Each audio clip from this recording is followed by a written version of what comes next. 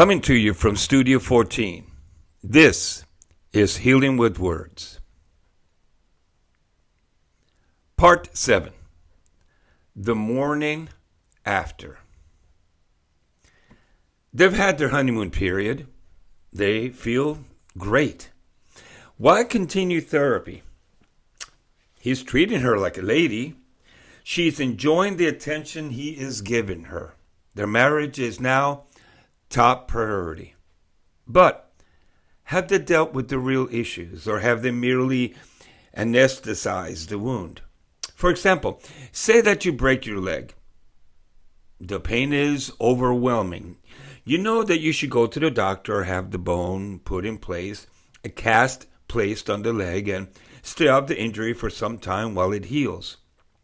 But you rationalize that the doctor's visit will be expensive, or that the bone is not that broken, or that having a cast on will take much too long. And don't forget the pain and the itch and the nuisance that a cast can be. Besides, time is money. Who's got all that time to give to a leg? So you decide that it will be best to shoot the leg with Novocaine. You feel no pain. Everything's fine. You proceed to walk on that leg as if nothing had happened. What happens when the Novocaine wears out? Well, most likely the bone has been further fragmented, and it will require even more care than before. This is what happens to the relationship in the post-honeymoon stage. The couple feels good about the relationship. The anesthetic effects of the honeymoon mask the underlying pain of the fractured relationship. The effects will eventually wear out. Where will the relationship be? Probably worse than before. How? Well, when one decides to have an affair, it is like a man who climbs a tall building. He stands on the rooftop and decides that he will step out into the void, defiantly stating that gravity will have no effect on him. He steps out, gravity prevails. Halfway down, this man decides that it was a bad idea and that he wants to forget the whole thing. He continues to fall anyway. And when he hits the bottom, he will die. Once an affair takes place, something dies in the individual and in the relationship. Maybe it's the trust between them. Maybe it's a sense of fairy tale wedding that she thought they had. He's not really the man she always thought he was.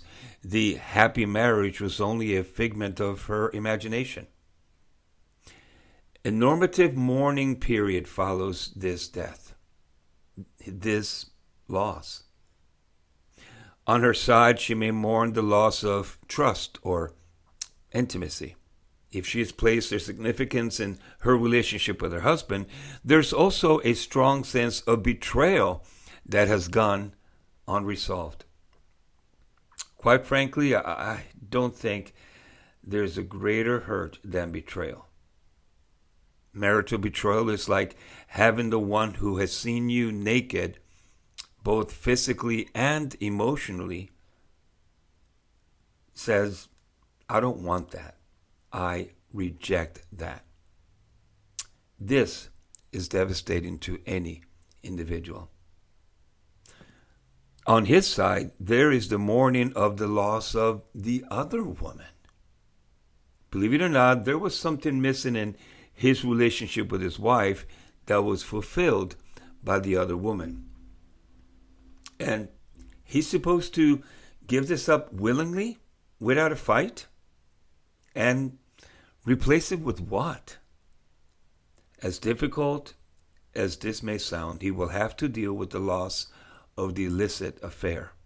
Otherwise, he may not give it up. Or he may seek to fill this void with yet another affair. So, as one can see, there are a number of dynamics that are left unresolved if the couple leaves counseling prematurely. I'm Bill Cruz, and this is Healing with Words. See you next week.